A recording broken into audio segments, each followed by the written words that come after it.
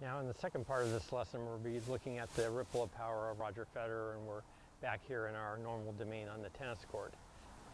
So we'll look at Roger Federer's forehand from my personal and unpublished archive of video in a moment. But before we look at that, I just want to make a few points about power generation in tennis. Again, we often hear people say to get more power, step into the ball, move forward into it. This sort of linear coaching idea. And basically, I think that this is misleading and it much exaggerates the power potential of stepping in or stepping through in terms of our tennis shots. Now, the only time that's not is basically in a volley. So in a volley, we set the racket out front here, right? And we are linearly moving forward, stepping into the ball, and truly the power of our body moving forward is transmitted in the contact for a volley. But this is quite different than the power strokes in tennis. Power strokes, topspin, forehand, backhand, serve overhead. There we're talking about rotational power that comes from this ripple of power, this vertical and then rotational effect in our middle powertrain area. And so that's quite a bit different, and many times in tennis we don't step in at all. We're moving backwards, and so all of our weight primarily is on the back foot, yet we still have to generate a powerful shot. So we'll look at this in a little bit more detail.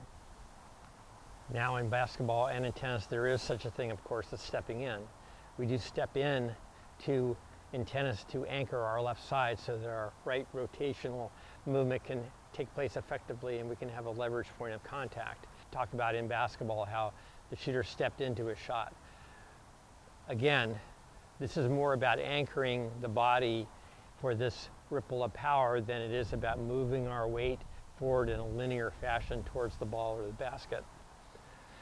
So you can see this in Steph's long-range shots. Here, as we repeat this little Curry jump shot, you see he's not stepping in at all. In fact, he's moving his weight backwards. Not unusual at all for him. So when not stepping in, he's using this ripple of power pelvic hip thrust that brings his left hips around and splits his legs in a kind of a scissoring action. And we'll look at that, how it applies to tennis. The same in tennis, where we're moving all around the court. We don't always have the chance to plan our lead leg and anchor the shot. We just sort of moving on the fly, sometimes moving back to the side, and yet we have to generate this power, as we'll see with Roger Federer now. As we play this first Federer forehand through, look particularly for this ripple of power pelvic hip snap that we'll revisit in more detail in just a second.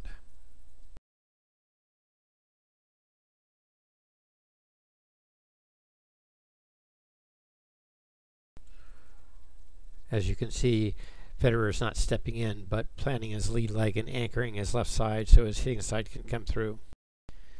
With his left side anchored, now Federer can move into this powerful hip swivel that constitutes the core of the ripple of power. Note here Federer's left arm anchoring the upper body so it doesn't over-rotate, and the right leg kicking back so the lower body doesn't over-rotate. Where have we seen all these similar dynamics in another sport? Well, we've seen it with Steph Curry with his long-distance shooting. Here we see this same dynamic in Steph Curry as we saw with Roger Federer. We see the powerful ripple of power pelvic hip snap or twist. We see the right leg staying back or moving back to keep the body from over-rotating. And we see the splitting of the legs. Now let's look at a few more Federer forehands and enjoy Roger's magnificent execution of the ripple of power. You can see more clearly in this last video how Roger's power is not coming from stepping in. In fact, his weight is moving substantially back, yet he still generates great power over this ripple of power pelvic hip snap.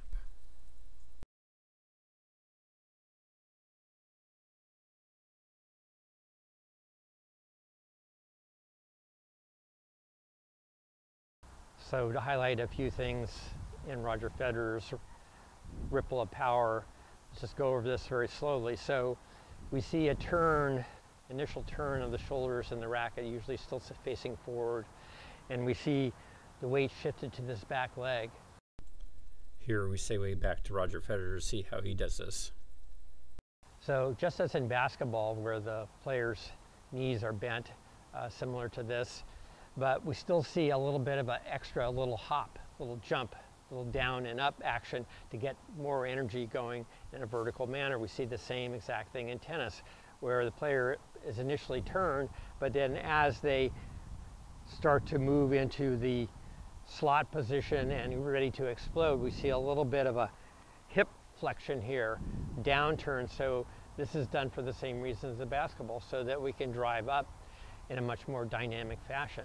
Of course, we see this with Roger. So he's here, and then he's here, and then he's really way down here. Now all the energy is gathered up here in this right pelvic hip area, right? And this left side is anchoring this action. That's really the key. Here we'll go back to Roger Federer's forehand and see how he executes this anchoring and then this pelvis hip snap.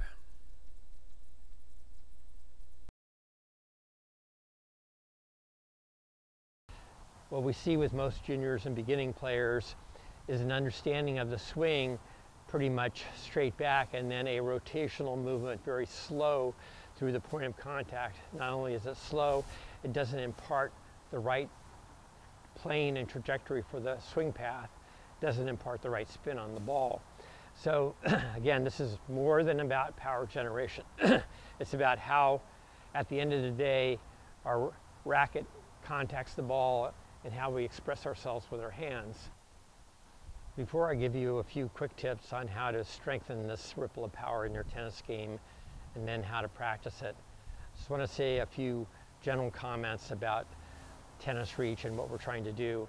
So I hope I'm trying to make a very simple point, is that if we look beyond the narrow bounds of tennis into these other sports, especially where super athletes like Steph Curry are creating revolutions in their sport, I think it behooves us to take a look at these other sports, these other great athletes, see what we can learn, and then apply them to the techniques of tennis.